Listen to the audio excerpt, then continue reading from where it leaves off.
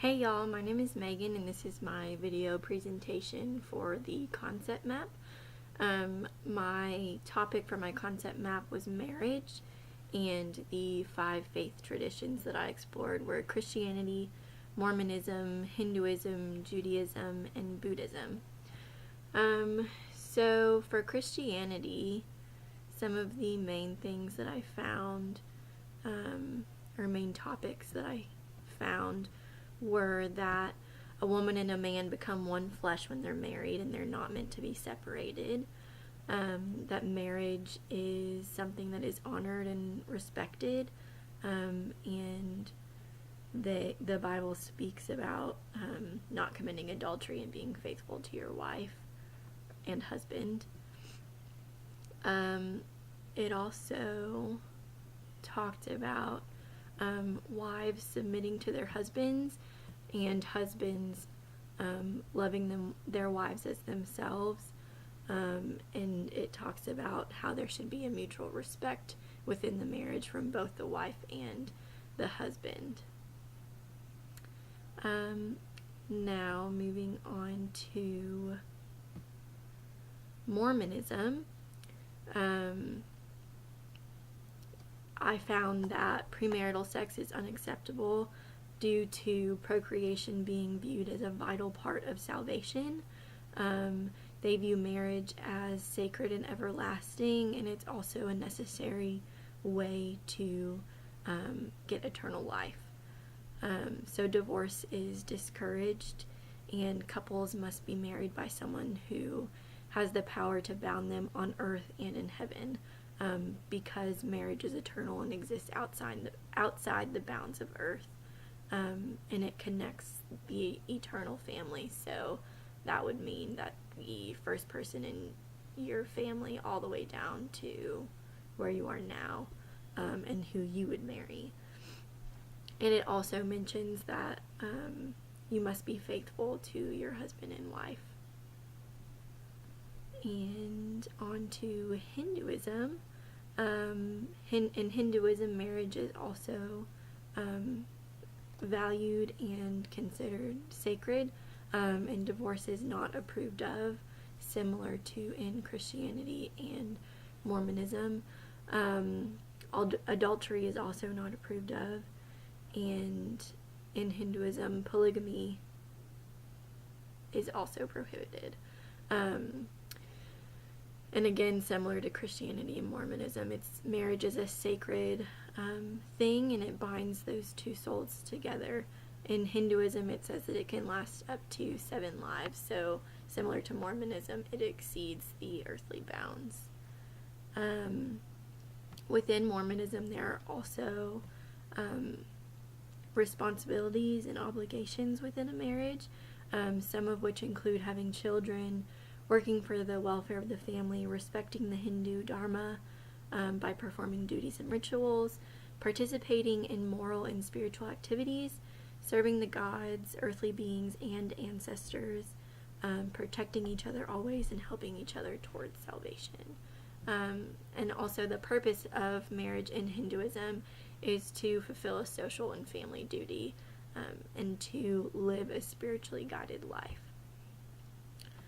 So it is a duty for men and women because it's the joining of two families and the beginning of a new family.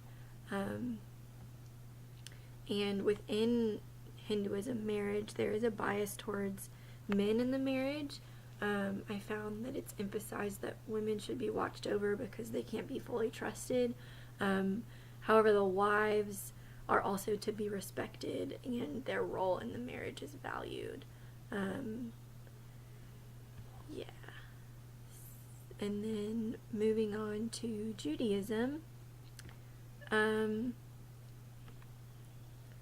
marriage is encouraged in Judaism because the Talmud says that unmarried men constantly think of sin. And within Judaism, there's a teaching that everyone has a bashert. I don't know if I'm saying that right, but it means fate or destiny, and the Talmud says that 40 days before conception of a male child, it's announced in heaven who that child is going to marry. And so how that plays out is that the first person that you marry becomes your bashert. But if that marriage doesn't work out, then you can still have a happy second marriage. And a second marriage is arranged by God and is based on merit. There are also 2 stages of marriage, and they include the Kiddushin and Nisuin. I also am probably not saying those right. The Kiddushin is more like an engagement, but a little bit more serious than that. So it means that a woman is set aside to marry one man, and they're legally married within that time, but they have not started living together or started their married life. That comes later with the Nisuin, which is the ritual that completes the process of marriage. So they used to be separate things that happened about a year apart, but now they do them all together in one ceremony. Also, a woman can become someone's wife in Judaism in 3 ways, which includes money, a contract, and sexual intercourse. When I first read that, I was kind of confused, but as I continued reading and researching, I found that the money could be a ring, and a woman has to consent to marriage, so it's in no way them buying them.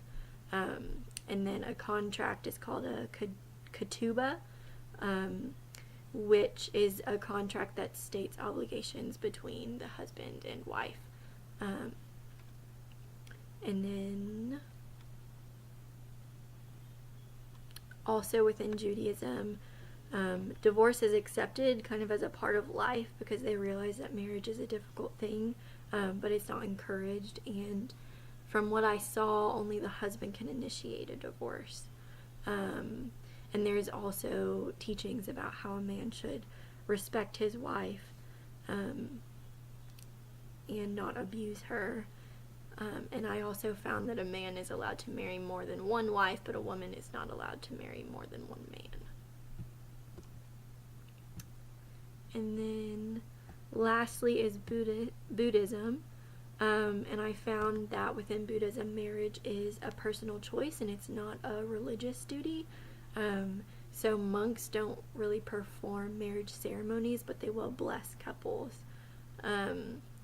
And they teach that one should be faithful to their spouse without being involved with multiple women, because that's considered a downfall of man.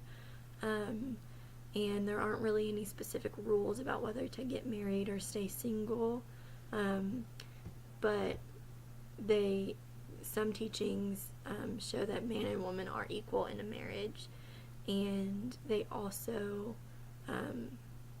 say that separation or divorce is not prohibited, but it also says that if you're following the Buddhist teachings, that it would be unlikely for that to be a necessity. And so couples are allowed to separate if they can't get along, and that's preferred if that's going to cause problems in the family. So that's just kind of a recap of my concept map, and what I hope to learn versus what I learned from this experience. I didn't really go into it having specific hopes. I just kind of wanted to be open-minded and learn and see different overlaps between different religions, which I did see, and I saw a lot of differences too. But I found it very interesting, and I also really liked to see different religious texts that overlapped, in particular between Christianity and Mormonism. There were a lot of texts that kind of matched up together, but were also differing in certain ways. So it was really interesting to see the similarities and differences between those. And I tried to put lines going from different concepts in one religion to the other one, and it kind of looks all over the place.